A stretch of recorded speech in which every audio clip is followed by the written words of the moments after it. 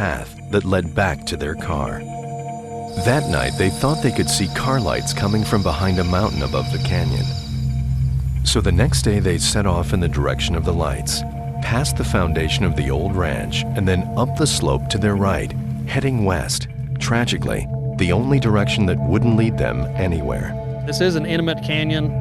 A couple hours in any direction besides west will take you out to someplace. If they had headed south past the old ranch, only a mile or so, they would find the canyon opens up into farmland. If they had gone the other way, to the north, they would have run into another trail that heads back to the dirt road where their car was parked. And climbing up the walls of the canyon anywhere but where they were headed would have enabled them to see where they were. I believe they ended up on a north-facing slope, and probably the only slope in the whole canyon where you can't see out, and they didn't get high enough up on the slope.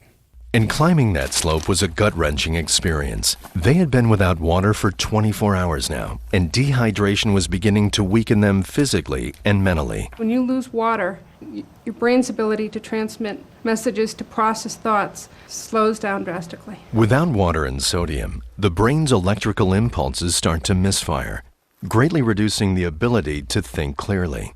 If you or I were lost and we had plenty of water, we'd be able to think, okay, we can either head north or we can head west. We can try to do different things. In other words, we'd consider a range of options. But options were fast running out for Raffi and Dave. They even decided the map was wrong. We tried to make sense of where we were in relation to the map, but we couldn't. And then when we saw that the foundation wasn't where the map said it was, that made us question the map we had and whether or not it was accurate. Confused and exhausted, they collapsed on the hill under a makeshift tent of t-shirts. Raffi lay on his back, indifferent to the ants that were biting him, because something else was playing on his nerves. Friday was when we first noticed the birds. They were probably about 30 feet above us.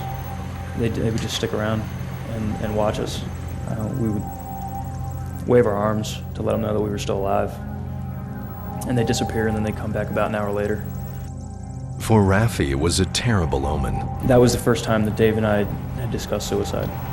My understanding of buzzards at the time was that they start before you're done. They'll start attacking you as soon as you're too tired to fight them.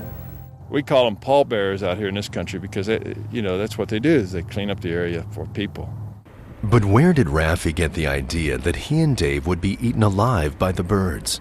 I gather that comes from television or books by people that don't know what the Sam Hill they're talking about. But, I've never seen that kind of thing. Eventually, they decided to go back to their campsite, hoping the rangers would come looking for them. They headed back down the hill, so desperate for water, they even tried to drink their own urine. We strained it through my ball cap to try and get out some toxins, although we knew it would be minimal.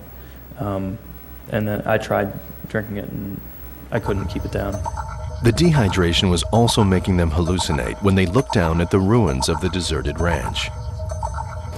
Dave looked at it and thought he saw bottles of water along the wall. And I looked at it and saw what he was looking at and thought it was the same thing. I got down to the foundation and saw there weren't any bottles. And the dehydration was making them delusional and paranoid. They'd get all excited, they'd think they could make it. They get down there, there's no water. And so that added to the demoralization and the depression and their whole sense of hopelessness. When Dave got down and saw there were no bottles down there, he pretty much collapsed. When we come back, what happened when Raffi and Dave reached the depths of despair?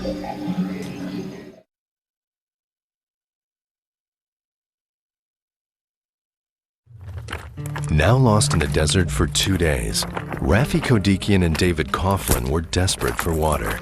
They started to hallucinate and were barely able to walk. Struggling back to their camp, Raffi and Dave thought they had found a cairn they hadn't seen before. First thing we both thought was that the rangers had come down and put that cairn up basically to cover their ass. But they still couldn't find the trail. That night, their third in the desert, Raffi scrawled a defiant message in the journal. "We will not let the buzzards get us alive. God forgive us." But later, he had a vivid waking nightmare. I dreamt that there were people around us, that we weren't the only ones in the canyon. I could hear their voices like you would in a dream. And The dream was that they were building machines that were going to get them out of there, and that me and Dave didn't have what we needed to build the machines, and so we were going to be stuck. In some ways, Raffi's dream was accurate. Survival specialists who testified later agreed that by the next day, their fourth in the desert, their chances of survival were slim. By Saturday afternoon, both our experts and their experts agree that those guys did not have the physical energy and mental wherewithal to make it out of the canyon. The two men waited for the inevitable. Tormented by the heat, they tried anything to get cooler. We took small handfuls of pebbles and ran them down our back because it felt like water. They made two futile attempts to attract attention. They started a fire by burning a sleeping bag and tried to put together an SOS sign using rocks, which they never completed. They use all of their energy hauling these large rocks to make this SOS, when it's clear to most of us that there's no planes flying over that area. It's a remote section of New Mexico. Thinking the end was near, they wrote their goodbyes to their loved ones. We were expecting to die in that canyon. We weren't fooling ourselves. We didn't have the luxury of hope. We felt that if anyone ever read this, that we would be dead. And that night, they made two half-hearted attempts at suicide using one of Raffi's knives. In the end, they were unsuccessful. Raffi did have several, cuts along his wrists. Well, that's one of the most ineffective ways to commit suicide, especially when you're using what they had, which was like a camp knife. Mentally and physically, I was destroyed. I didn't know if I could go through another day like we had just gone through. By the early hours of the next morning, they both knew the end was near. Raffi was at his wit's end, and Dave was collapsing physically. He was thrown up, and it would hang out of his throat and just stay there. So I had to give him a hand and pull it out of his throat for him. David's up all night. His muscles are cramping so badly he can't even lie down. And I tried to ease him down, but every time we got him a couple inches, he'd start throwing up again. He's essentially hunched over, his body is frozen, he's hacking, he's coughing. Eventually, he started yelling for a doctor. I didn't have the heart to tell him that nobody was listening. So I started yelling with him. And then he stopped yelling. And he looked at me and he said, "I just realized." And I said, "What?" And he said, "This is it." The type of situation many of us face when our loved ones are dying or they've been in a serious accident. And it's easy for us to postulate, well, this is how I would handle it. He turned to me and he said, "You've got to end this." And at first I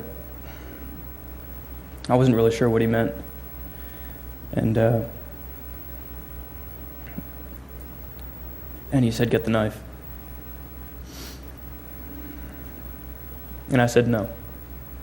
When you're actually there and your best friend, is demanding that you kill him, you're saying no, and he's saying, "You have to kill me." I think it's a much more different situation.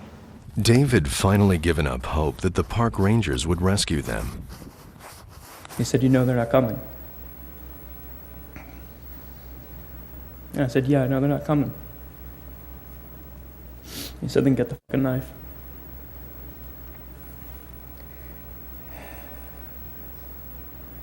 So I did. And he said, "Put it through my chest." I was bawling. And I got next to him, and I pushed it through his chest. But I fucked up. And I hit his lung. Because when I pulled the knife out, air came out. I told him I had to do it again. And he said, "Okay." And this time, I thought I hit his heart. Blood came out. And he said, "Pull it out." And I did. And I asked him if he was still in pain, and he said no. He said he felt a lot better, and he smiled. I held his hand the whole time. He started getting weak, and I covered his face with a t-shirt. And he died. In his mind, at least if you believe his story.